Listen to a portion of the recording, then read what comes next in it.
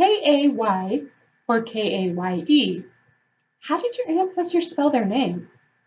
One of the biggest mistakes in genealogy is that your ancestor always spelled their name the exact same way. That couldn't be further from the truth. Today, we're going to talk about name variations.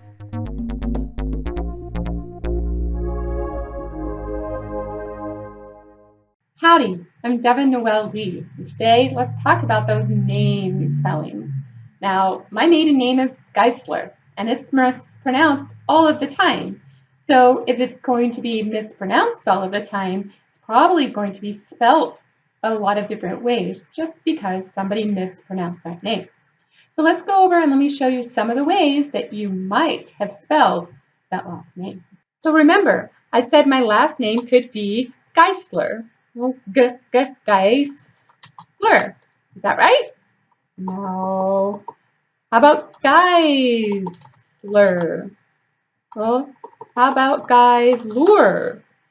No, that's not it. So as you can see, even with my last name, that's how we spell it. And it can be spelled a whole lot of different ways. How does Geisler get misspelled so many ways and mispronounced so many ways? Remember I said the name is Geisler. If you replace the SZ with the German beta, not old, beta. There you go. That's what it looks like when my great-great-grandfather wrote his last name. But we don't have a beta in the United States. So what are we going to do with the beta? Well, that's the problem. Let me show you some of the ways that people have misspelled Geisler. Take a look at this. We have the Geisler the way I spell my last name, but all of these are valid spellings of Geisler. Now wait a minute. Why is there a K? Well, remember, I'm not actually German. I'm American, and I can't actually make the sound of my name if I was German. It has a k sound to it, like a k and a G put together. So I just butchered it for you. But yes, a K has been found in the spellings of my last name. So when you have a name that can be mispronounced and misspelled, you're going to have lots of variation. Now, another spelling variation that causes problems is whenever you have a double letter in a last name, like a TT or an SS or an NN or an LL. Sometimes a Patterson can become Patterson with one T. Think of something else.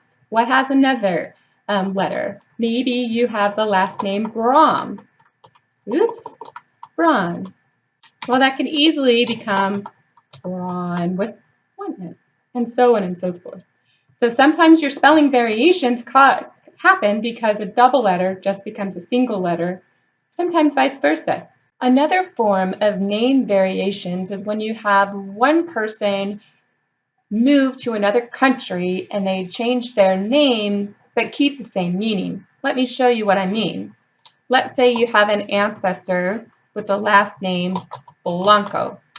Well, Blanco is a Spanish word for white. So perhaps they changed their name from Blanco to white. Another common one is negro. Oops, there's an R. Negro to black. Yep. There are other situations when people will have the last name Carpenter in one country with that language spelling and move to another country and it's still Carpenter that has another spelling.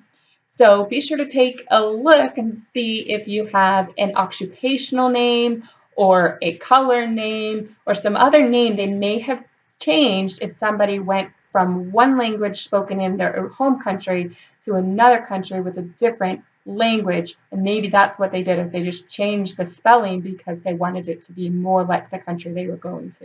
Other name variations have less to do with mispronunciation or spelling variations and have a lot to do with handwriting. Take a look at the entry for number 7, Joseph Keisler. Okay, so the K was the mispronunciation, but look at the rest of the name. How would you spell that last name? And even the first name looks a little awkward, doesn't it?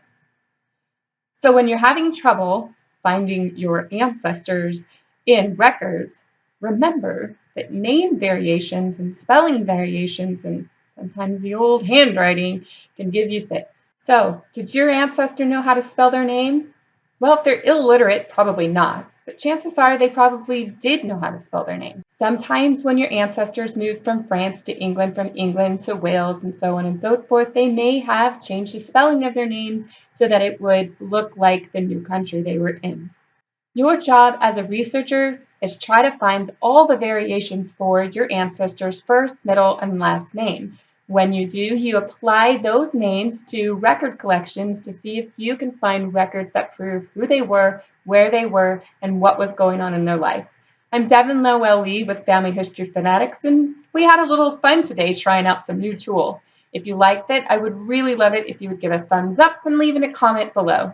And if you really love our channels, be sure to hit the red subscribe button down below over there and subscribe to our channel so you never miss another episode.